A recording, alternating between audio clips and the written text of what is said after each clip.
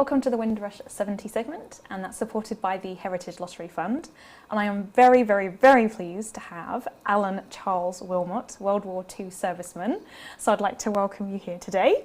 It's a pleasure. Fantastic. So I don't even know where to start because you've done so much in your life. I know that you're going to be 93 in August. Don't tell nobody. Okay, I won't mention it again. And there's so much that you've done, and I want to talk just about one part of your life at the moment, because you have done so much. Yeah.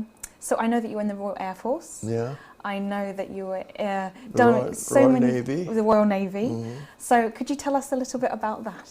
Yes, well, you know, when the war started, I just left college at the time, you know, and nothing was really happening, and I thought more or less, well, it would be a good start in life that if I survive the war, at least I have a trade or something to start my life with.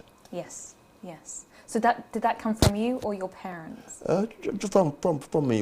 It was a general thing. Yes. Amongst us young fellas. Yeah. You know, we all wanted to do something. Yes, yes. So did you start in the Royal Air Force? No, first? I started in the Royal Navy. Okay. On the minesweeper, the HMS Hawking.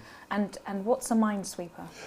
Well, the minesweeper is we patrol the areas that we think that the submarines lay the mines. Yes. It's all right in the days, you can see them in the days, but in the night you can see nothing. So it's highly dangerous. It's highly dangerous, but you know, you don't know about these things until you're there. Yes, yes.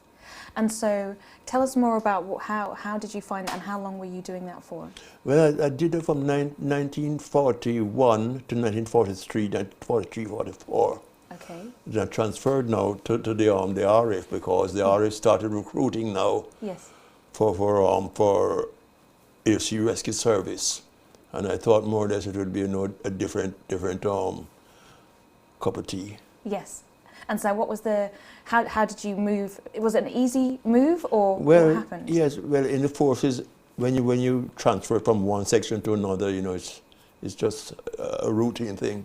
So how much did you have to do a lot of tests? How did you find the tests when you had to go through?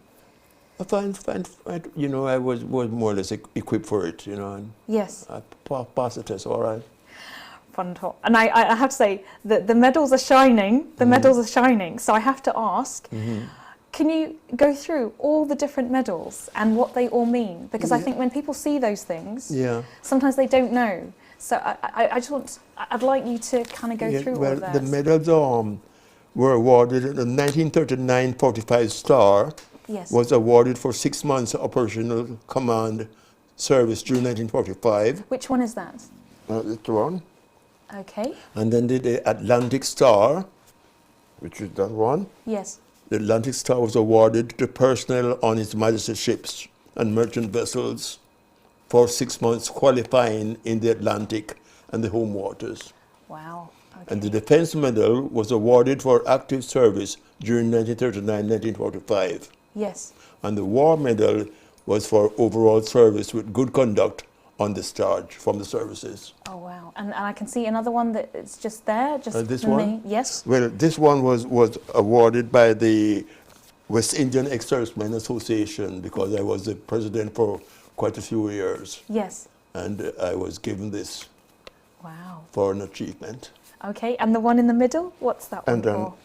And this one is the Black Archives. Okay. Black Archives. Yes. Celebration. Okay, wow. That is quite impressive. Oh, yes. Well, not quite impressive, it is impressive. So how do you, so when I know you do lots of work in schools and you talk about what you did during the war, so what kind of stories do you tell? What kind of things do you... Well, the thing is that most of these things is not written. And to be able to pass it on to the younger generation because they vaguely hear about these things, but you know, to know what really happened in the last war, you know, and I'm happy that I'm still around, you know, and able to more or less sit here talking, you know, because it's frightening. In the last couple of years, your comrades, you know, they're all gone to the promised land. So at times it's a funny feeling at times. Yes, yes. But I'm happy to be still around and active. And so I'm very glad you're very active. And so I just wanted to know, so did you come up with any challenges when you were in the Royal Air Force? Yes, well, you know, I was an ambitious fellow, you know, Yes. and my ambition was to be a merchant navy deck officer. Yes. Because as you may know, my father was a cargo boat skipper. Yes. You know, inter-island cargo boat skipper. Yeah. And as a young chap growing up, you know, I felt, well, that was me in the future, but my father didn't want to know because he said he had a warm time to reach where he is. Yes. And he didn't want me to go through that. Yes, yes, yes.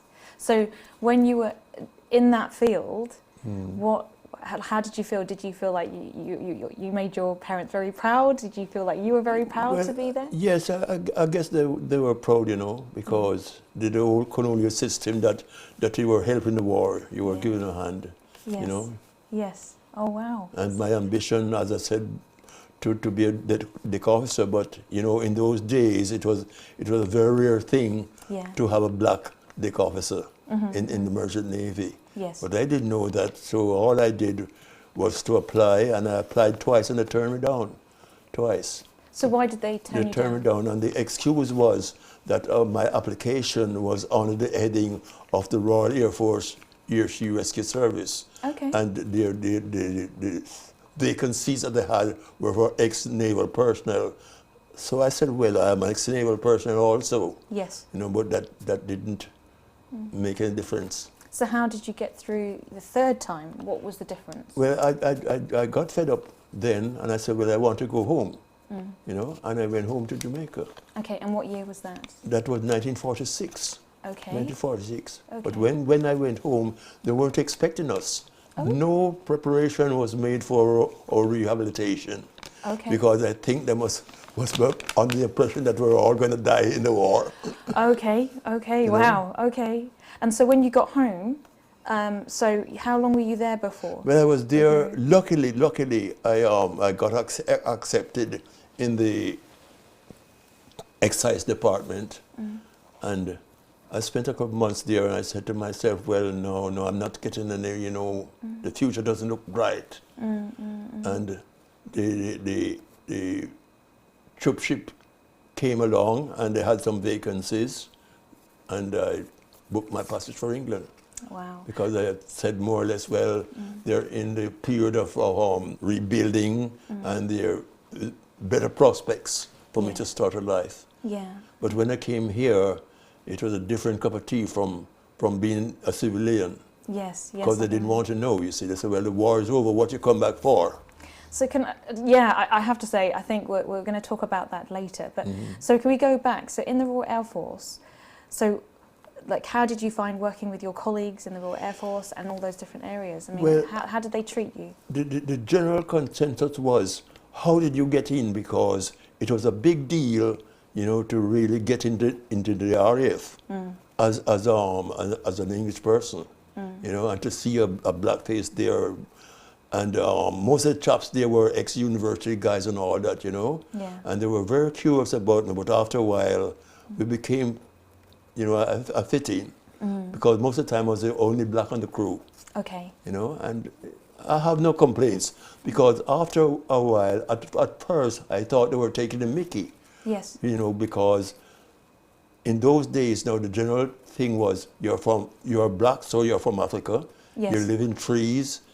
You had your tail. Yes. You had it cut off to come to Europe. Of course, because that's completely logical. Yes, but afterwards they realized, Yes. you know, that wasn't the case. Yes. Yeah. You know, so I did make it affect me because I said to myself, well, rehabilitate them because it's just ignorance. They just didn't know anything about you. Yeah. You know, say from Jamaica, they say, well, what part of Africa is that? Yeah. Yeah. You know, they didn't know. And I have heard you talk about when American soldiers used to come over. Oh, so no. could you mention... That was our problem. Yeah. You know, we are in a war fighting. Yes. And we are giving your life. giving your life, and Yeah. you're supposed to fight against the Germans.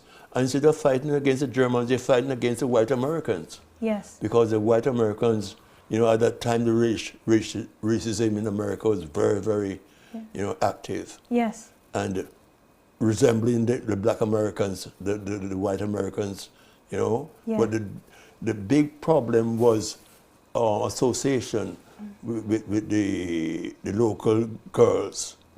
The white Americans really come from that isn't done, you know, and they didn't realize that they were in a different country. Yes, yes. But during that period now, they decided to cut out the discrimination in the American forces, you know, and then the white Americans realize now that these West Indians, they are not like the black Americans. They'll fight back, which we did, you know. Yes. And yes. then 1944, December now, when the Germans decided to run through Belgium, you know, everything really got hot, and they shipped all the Americans on the Europe to fight. So, you know, that's solved that problem. And so can I ask again, just when you were in that environment, like you said that you would teach them, you would almost, you know, yes, get the, so we educate them.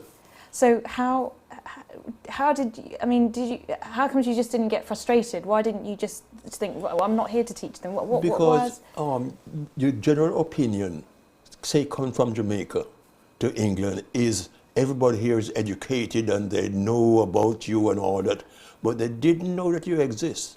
They hear about the West Indies, you know, but they didn't know anything about you at all. Yes. But we knew everything about England. Yes, of and course. the English people, you know, but they didn't know, as far as they're concerned, you know, what are you doing here? Yeah.